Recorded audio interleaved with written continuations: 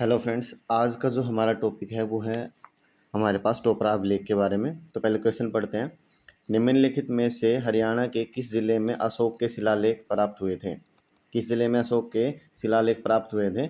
Option A है Gurugram, option B है Rewari, option C है सिरसा और ऑप्शन डी है आपका यमुनानगर। तो जो हमारे अशोक के शिलालेख थे वो हमारे कहाँ प्राप्त हुए थे? यमुनानगर के अंदर प्राप्त हुए थे, इसलिए ऑप्शन डी आपका करेक्ट रहेगा। तो इसके बारे में पढ़ते देखो, यमुनानगर के अंदर आपको अशोक के शिलालेख मिले थे। और जो यमुनानगर जिले के अंदर अशोक के शिलालेख प्राप्त होने में सबसे महत्वपूर्ण कौन है आपका? टोपरा अभिलेख। कौन सा है? टोपरा अभिलेख यमुनानगर में जो आपको मिला सबसे महत्वपूर्ण है वो। और टोपरा अभिलेख जो हमारे पास है वो टोपरा यमुनानगर, मतलब जो गांव है आपका टोपरा यमुनानगर से प्राप्त हुआ है। और जो सम्राट अशोक के समय का है, ये कहाँ कब का समय का है? सम्राट अशोक के समय का है। और इस पे भाषा ये पूछे जाते हैं क्वेश्चन आपके, भाषा प्राकृत है और इस पर लिपि ब्राह्मी है। भाषा कैसी है? प्राकृत है और लिपि ब्राह्मी है।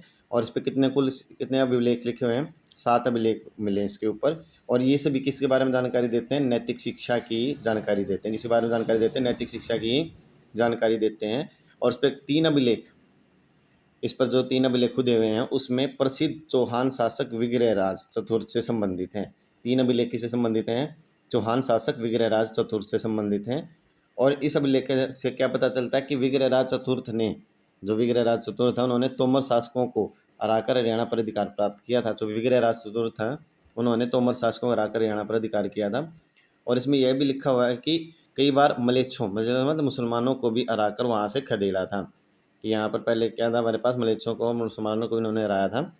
और स्तंभर अभिलेख का निर्माण अशोक ने गुजरात की गिरनार पहाड़ियों में करवाया था। अशोक ने कहाँ पर करवाया था इसका निर्माण? गुजरात की गिरनार की पहाड़ियों में करवाया था। और बाद में फिरोज शाह तुगलक, कौन?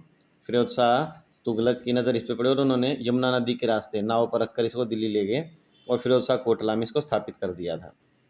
नाव के रास्ते, यमुना नदी के रास्ते दिल्ली में लेके गए, फिरोज शाह कोटला के अंदर उसको स्थापित कर दिया।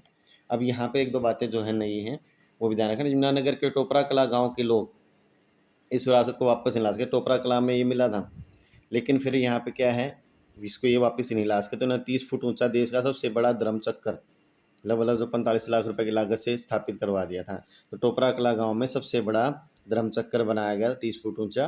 किसकी जगह पे? हमारे पास टोपरा अभिलेख की जगह पे। कि जब उसको लेकर नहीं आ पाए तो उन्होंने इसको बनवा दिया। अशोक स्तंभ पिलर, अशोक स्तंभ फतेहाबाद में एक ईदगाह के केंद्र में स्थित है। अशोक स्तंभ पिलर जो कहाँ है? ईद हमारे पास फतेहाबाद में ईदगाह के केंद्र में स्थित है अशोक स्तंभ पिलर। हिसार और फतेहाबाद में अशोक स्तंभों की खोज से पता चलता है कि जिले का यह क्षेत्र मौर्य साम्राज्य का हिस्सा था। कि हिसार और फतेहाबाद में अशोक स्तंभ मिले हैं, तो इससे पता क्या चला कि मौर्य साम्राज्य का ही हिस्सा होते थे ये जगह भी। तो अगर आपको वीडियो अच्छी लगी है तो अपने फ्रेंड्स के साथ शेयर कीजिएगा, वीडियो को लाइक कीजिएगा।